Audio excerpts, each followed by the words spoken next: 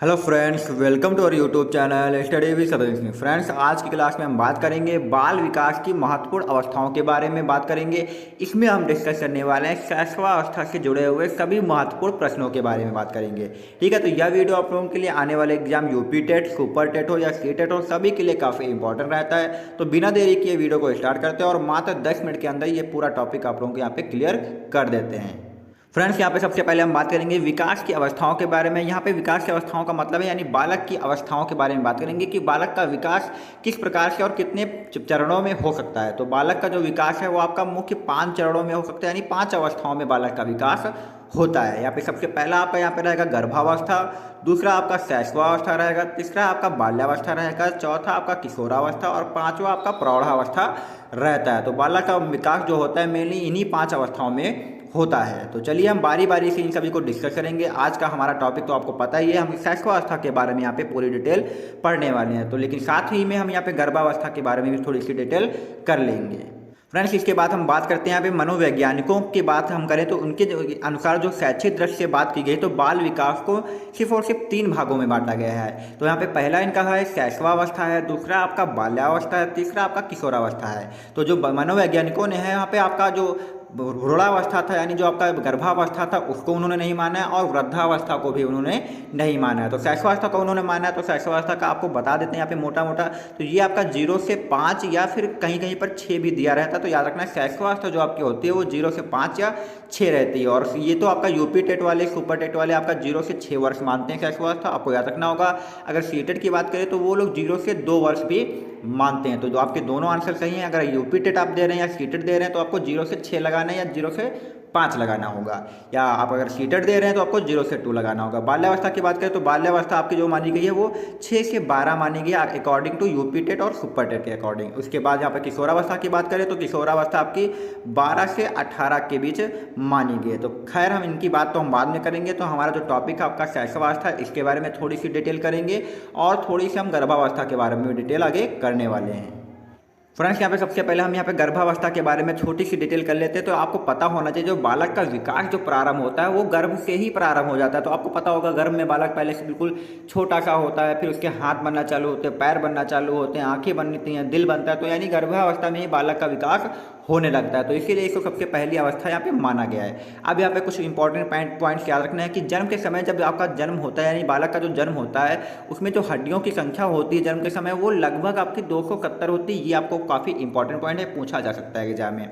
इसी के बाद यहाँ पे ये भी क्वेश्चन बन सकता है कि जब नवजात शिशु होता है यानी जब बच्चे का जन्म होता है तो उसके जो दूध के दांत होते हैं तो प्रारंभ में जो दूध के दांत होते हैं वो 20 होते हैं। तो ये भी काफ़ी इंपॉर्टेंट क्वेश्चन है, पूछा जा सकता है। इसके बाद बात करें जो नवजात शिशु आपका होता है इसका जो औसतन भार होता है वो 6 से 8 पाउंड के आसपास होता है। ये भी काफ़ी इंपॉर्टेंट क्वेश्चन है, इसको भी आपको याद रखना है।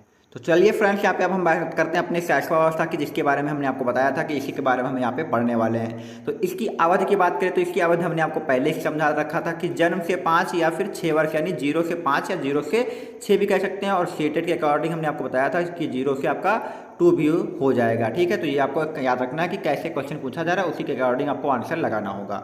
इसके बाद वेरी इंपॉर्टेंट क्वेश्चन यहाँ पे है कि शैशवावस्था जो होता है वो आपका जीवन का निर्माण काल माना गया है। क्या माना गया है कि शैशवावस्था को जीवन का निर्माण काल कहते हैं। निर्माण काल क्यों कहते हैं?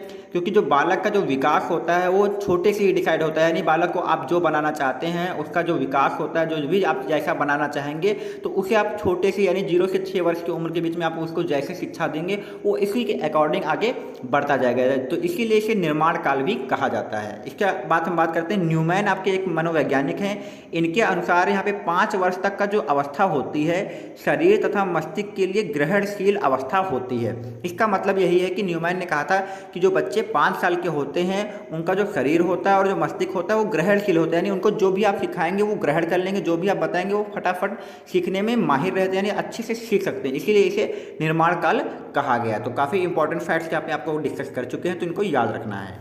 फ्रेंड्स यहाँ पे शैशवावस्था के लिए यहाँ पे कुछ मनोवैज्ञानिकों के कथन हैं, इनके बारे में डिस्कस करेंगे। ये आपके सीधे सीधे एग्जाम में पूछे जाते हैं, तो ये जो स्लाइड आपके सामने दिख रही है काफ़ी इंपॉर्टेंट रहेगी। सबसे पहले हमें फ्रायड के यहाँ पे दो कथन की बात करेंगे। तो पहला फ्रायड ने कथन कहा था कि फ्रायड के अनुसार जो मनुष्य जो कुछ भी बनना चाहता है वो 4 से 5 वर्ष में बन जाता है। यानी इनका कहने का मतलब यही है कि आप बालक को जो भी बनाना चाहते हैं वो आप 4 से 5 वर्ष में ही उनको बना सकते हैं। यानी जो भी उसकी डिसीजन होंगे आप उसको 4 से 5 साल में जो सिखा देंगे, भविष्य में जाकर वो ऐसे ही आपके कार्य करने वाला है। तो फ्रायड की ये बात आपको याद रखनी होगी। इसके बाद यहाँ पे फ्रायड ने एक बात और कही थी कि शैशवावस्था जो होती है वो भावी जीवन की आधारशिला होती है। यानी जो आपका जीवन जैसा जाएगा उसकी जो आधारशिला होगी वो आपकी शैशवावस्था ही मानी गई है। फिर यहाँ पे अगले वैज्ञानिक की बात करें तो मनोवैज्ञानिक आपके वाइगोत्स्की हैं। इन्होंने कहा था इसे गुड्डे गुड़ियों की अवस्था भी कहा जाता है। तो आपको पता होगा बालक जो 0 से 6 साल के बीच में होगा वो गुड्डे गुड़ियों से ही खेलता है, तो इसीलिए यहाँ पे वाइगोत्स्की ने इसी गुड्डे गुड़ियों की अवस्था भी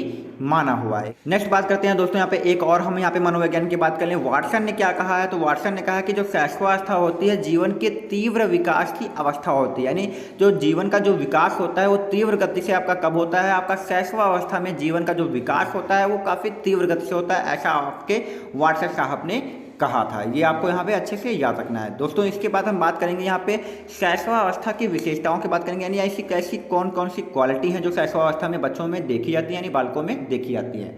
तो सबसे पहली यहाँ पे प्रवृत्ति काफ़ी इंपॉर्टेंट एग्जाम में पूछी जा चुकी है, ये अंतर्मुखी प्रवृत्ति होते हैं। यानी जो बालक होते हैं वो अंतर्मुखी होते हैं, वो खुद में ही मस्त रहते हैं, किसी की जरूरत नहीं होती है, अकेले खेल लेते हैं, कोई चीज़ मिल जाएगी वो उसी में मस्त रहेंगे। तो अंतर्मुखी प्रवृत्ति ये मानी गई है। इसके बाद यहाँ बात करेंगे दूसरी, तो इसमें तीव्र शारीरिक विकास होता है। यानी बालक जो होते हैं वो काफ़ी तीव्र गति से वृद्धि करते हैं। तो शैशवावस्था के यहाँ पे ये दो आपकी काफ़ी इंपॉर्टेंट यहाँ पे हो जाएंगे, इनको याद रखना है।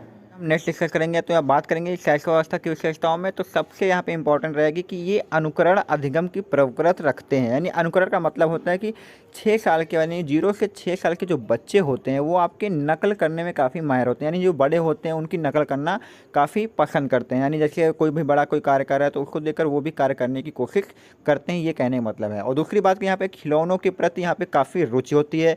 मतलब कहने का मतलब है कि 0 से 6 साल का बच्चा है तो वो खिलौनों के साथ जाहिर सी बात है तो खेलता ही होगा। तो यानी खिलौनों के प्रति यहाँ पे रुचि होती है। इसके बाद बात कर लें तो शिशु की जो हड्डियों की संख्या होती है 270, जो कि हमने आपको पहले बता दिया था, यहाँ पे फिर से आ गया तो आपको याद रखना है। इसके बाद बात करें अगला पॉइंट यहाँ पे विशेषता में, तो ये स्वार्थी व स्व केंद्रित होता है। ये वेरी इंपॉर्टेंट है, काफ़ी बार एग्जाम में पूछा जा चुका है कि स्वार्थी और स्व केंद्रित जो होता है वो किस अवस्था की होती है, तो शैशवावस्था की। यानी बच्चा जो होता है वो स्वार्थी होता है, स्व केंद्रित मतलब स्वयं को ही अपना मेन मुखिया मानता है, मतलब किसी से उसको मतलब नहीं है, वो स्वयं से ही मतलब रखता है। आपने देखा होगा छोटा बच्चा जो होगा अगर उसे कोई भी चीज़ दे दोगे तो वो उसी में मस्त रहेगा, यानी उसी से खेला करेगा और वो चीज़ किसी को देता भी नहीं है। अगर आप कोई मांगेंगे तो वो चीज़ वो देगा नहीं, यानी स्वार्थीपन दिखाता है तो उस चीज़ के लिए। तो इसके अंदर स्वार्थी और स्व केंद्रित की चीज़ भी काफ़ी यहाँ पे भावना पाई जाती है।